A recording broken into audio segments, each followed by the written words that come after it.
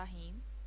معزز سامعین و ناظرین، السلام علیکم ورحمۃ اللہ وبرکاتہ۔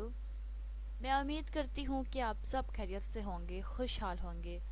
میری دعا ہے کہ اللہ تعالیٰ آپ کو خوش اور آباد رکھے۔ آج کی میری اس ویڈیو کا موضوع ہے ٹوٹے ہوئے مٹکے۔ اس سے پہلے کہ میں ویڈیو کا باقاعدہ آغاز کروں، وہ ناظرین جو میرے چینل پر نئے ہیں ان سے کائنڈلی گزارش ہے کہ آپ چینل کو سبسکرائب کر دیں اور بیل آئیکن کو پریس کر دیں تاکہ اپلوڈ ہونے والی ہر نئی ویڈیو کا نوٹیفیکیشن آپ کو مل جائے۔ تو ویڈیو کی جانب بڑھتے ہیں۔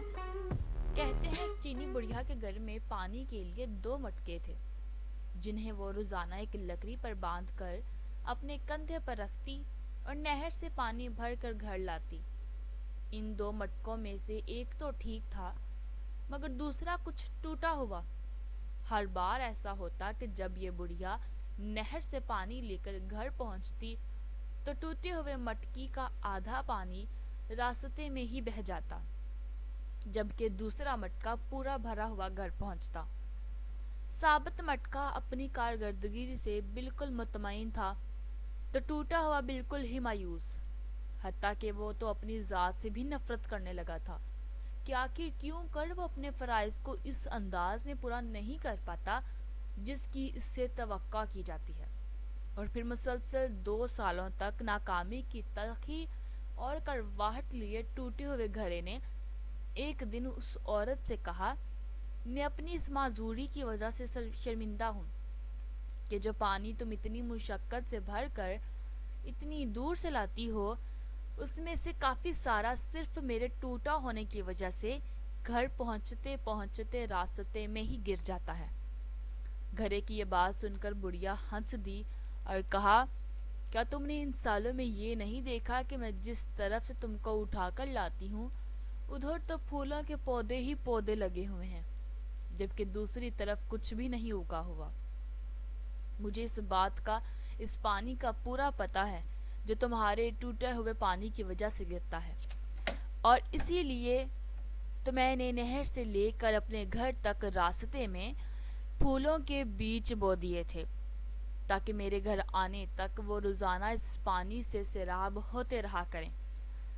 ان 2 سالوں میں میں نے کئی بار ان پھولوں سے خوبصورت گلدستے بنا کر اپنے گھر کو سجایا اور مہکایا۔ اگر تم میرے پاس نہ ہوتے تو میں اس بہار کو دیکھ بھی نہ پاتی جو تمہارے دم سے مجھے نظر آتی ہے۔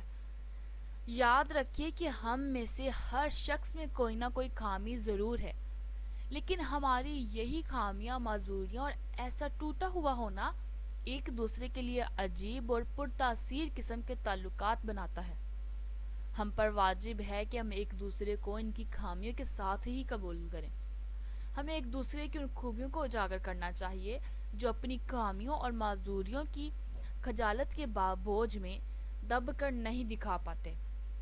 معذور بھی معاشرے کا حصہ ہوتے ہیں اور اپنی معذوری کے ساتھ ہی اس معاشرے کے لیے مفید کردار ادا کر سکتے ہیں۔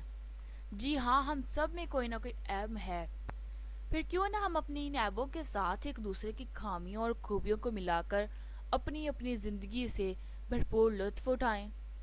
ہمیں ایک دوسرے کو اس طرح قبول کرنا ہے کہ ہماری خوبیاں ہماری خامیوں پر پردہ ڈال رہی ہوں، کیونکہ ہر انسان مکمل نہیں ہوتا۔